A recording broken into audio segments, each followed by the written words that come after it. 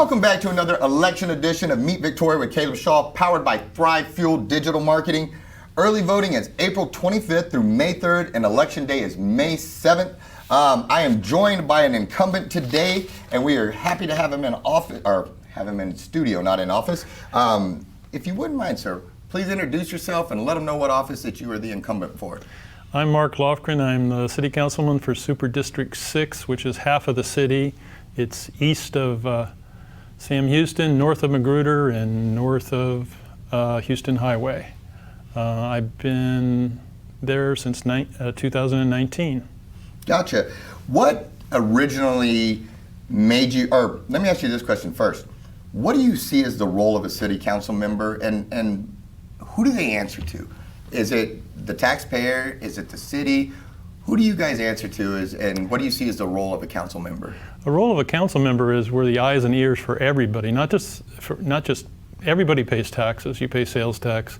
There's some people that own property. There's some people that don't own property. But everybody who votes is a citizen of Victoria, and it's our responsibility to listen and also to observe what's going on in the city. I mean, it's like if you see a problem, you don't need somebody to tell you that there's a problem. You also need to research alternative solutions. You need to ask the people what they would like to have happen. But there's another role that's really important, because when you're on the city council, you're like on a board of directors. And it's really important. I know a lot of people want to run for public office, for school board and whatever. You need to understand the financials of whatever organization you're running for, because you can want to do a lot of things, but you got to realize there's money involved. And you need to know where the revenue streams are, what they can be used for, how can you leverage that money to get more money, more revenues. That's really important. You're like on the board of directors of a company, and you need to handle it in that way. And it's a lot more complicated than people think. It's very complicated. It seems when I kind of started trying to be an adult and pay attention to these things, it was one of the most confusing things ever, because you have these tax revenues coming in here, but it can only be used for this on a second Tuesday of the fourth month of the, Right. and you start getting it, and it's like, holy smokes, this is complicated. It's a lot very harder than complicated. just, well, I'm going to pull $10 million from this fund and go stick it in this fund and call it a day. Well, no, you're not. And to your point, I think that's something that happens often, is people with the best of intentions. Hey, I'm going to go on there and I'm changing everything. And then they spend the next year just trying to figure out what the heck's going on, because they're drinking through a fire hose. Exactly. And so I think that's good points that you brought up there. I know that city council members, like the mayor, you guys don't run as a Republican or a Democrat, and I get that, and I understand the reasons for it. In the same breath, though, to me, kind of your political ideology lines you up on a spectrum to me, and kind of clues me into how you will approach different, circumstances. So that being the case, where do you line up on the political scale? Are you left? Are you middle? Are you right? Are you a fierce fiscal conservative? Where do you fall? I've heard you ask that question before. I'm a fiscal conservative. Let me give you an example. When I originally wanted to be on the city council, I had attended meetings since 2013, and I sat in the audience. Everybody, after a while, knew who I was because I sat in the audience. I went down there because I wanted to get my streets fixed, but I needed to understand how a city council worked. When I got on the city council, I understood the budget. I understood there's a lot of things that need to be fixed, and there's very little money to fix it. One thing I learned, though, is we have a lot of debt in the city of Victoria. And we're paying a lot of interest. And nobody ever even mentioned debt. For the years that I would sit there, they would talk about bonds, we'll pass this bond, do this street, but nobody ever talked about how much debt we had. And I looked into it, and you can go to the comptroller's website. You can find taxes on every school district, every county, every city in the state of Texas. I took their spreadsheet and I sorted it by the top 100 by market value. And you can see your property tax has two parts, M&O and INS. And INS is debt. And if you take our debt of the total, when I ran for office, it was 46% of what you paid for property tax went to paying debt. Now it's 40%. Now, I wondered, is that high, or does everybody borrow money? Of those 100 cities, 3 don't borrow any money. Tyler is one, for example. If you rank them by percentage of your tax bill that goes to debt, we were 90th. 89 cities, less money goes to debt. In other words, they're paying more cash for their roads, for their infrastructure. This is a problem. Now, it's not an easy fix, but it's something, it's a waste of money. We spend $3.4 million just in the general fund on interest every year. And the only reason it's that low is because we do have a finance director who does, when we can refinance the bonds or pay the bonds off. It would be higher if the bonds went to maturity, but even that's a lot of money. And my whole thing is we're out of balance, okay? I want money to fix roads. Well, we're paying a lot of money in interest. So how do we balance that? Now, a lot of people think I want to eliminate debt, and I want to make this perfectly clear. When I say you need to understand the financial situation that you go into, a lot of those cities that have no debt have a problem now, because when they go to do major infrastructure, they don't have money to do it.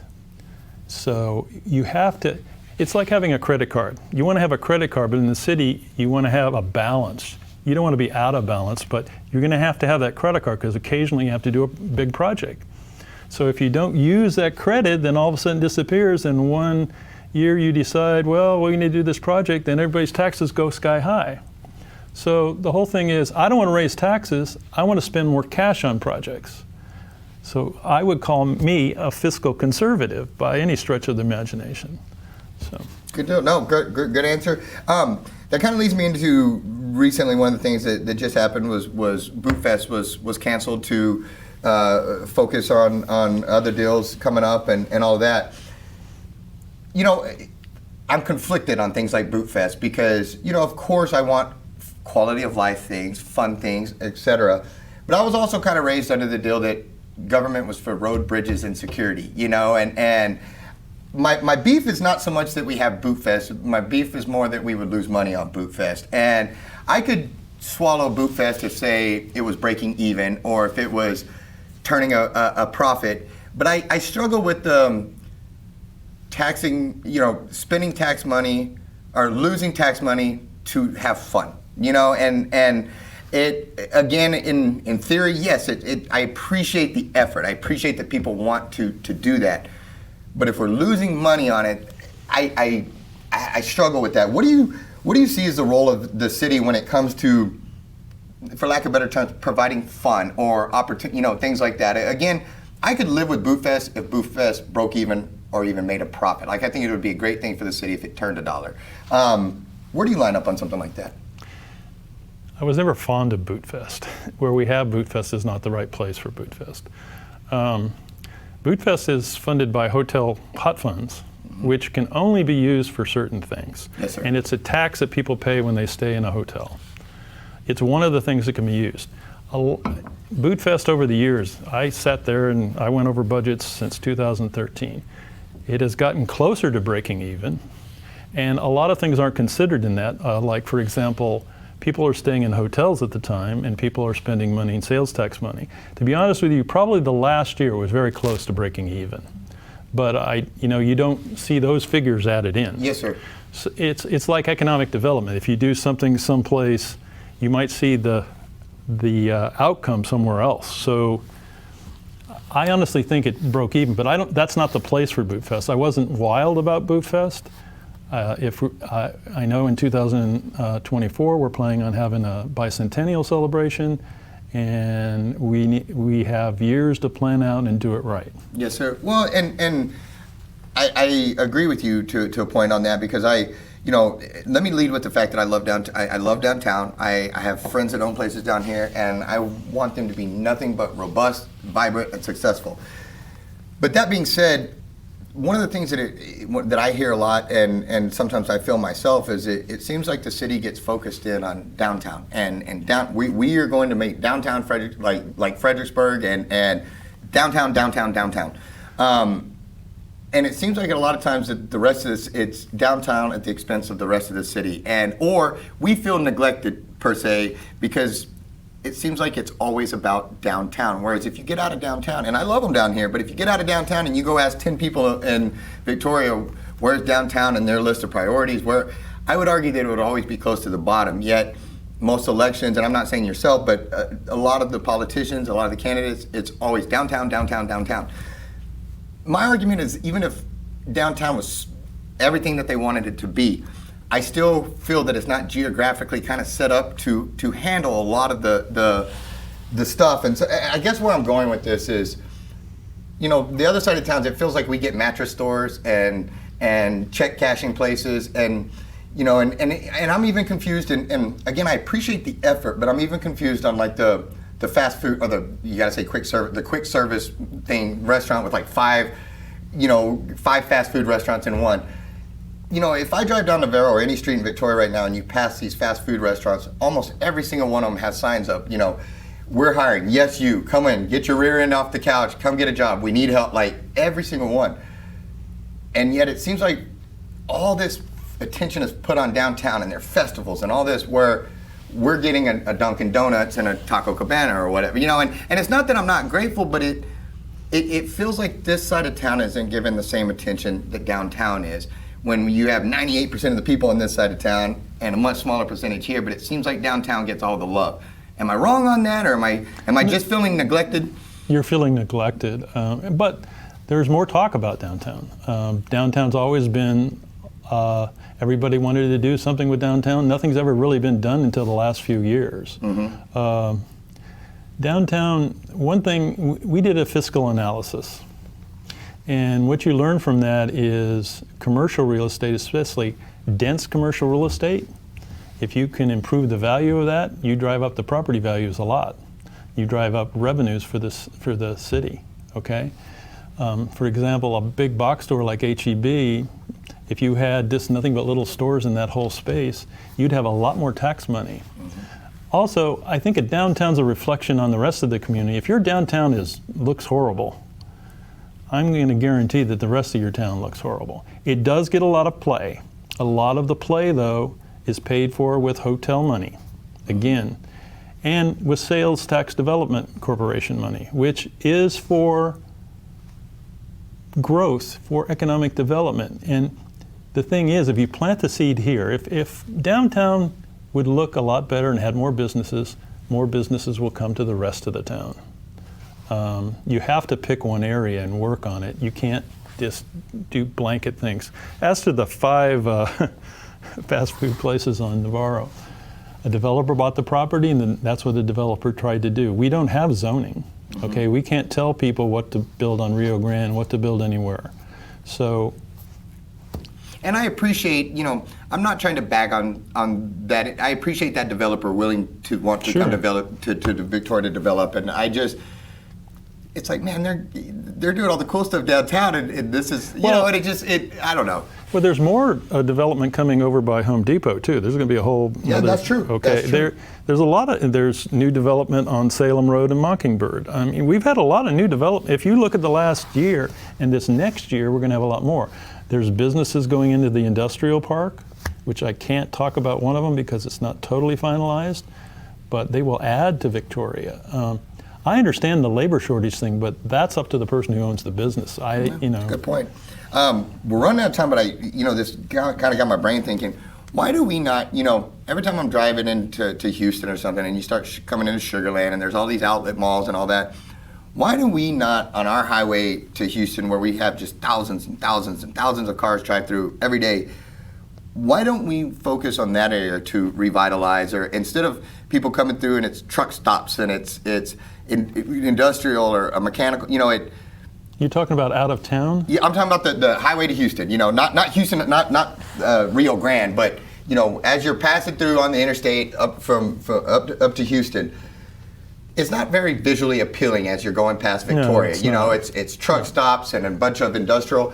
Whereas I feel like if I'm coming from an ignorant place on it, but I feel like if we threw up a Cracker Barrel out there or something along that highway that. A Buc-ee's, or something along that highway, I feel like having those, we would start pulling some of that traffic count into Victoria. And it's kind of an eyesore in my humble opinion when you pass by there, yet we want people to get off and come into our town. Is there a reason we don't look at that area of trying to... Oh, we have looked at that area. Okay. In fact, the reason the Texan went in is because we built infrastructure underneath the highway so that rest of the side of the highway is opened up. Now, somebody could say, well, why are you doing that for that property owner? But you're right, it's an eyesore driving through. Now, we do have standards on some of the new things that are going right next to the frontage road on 59.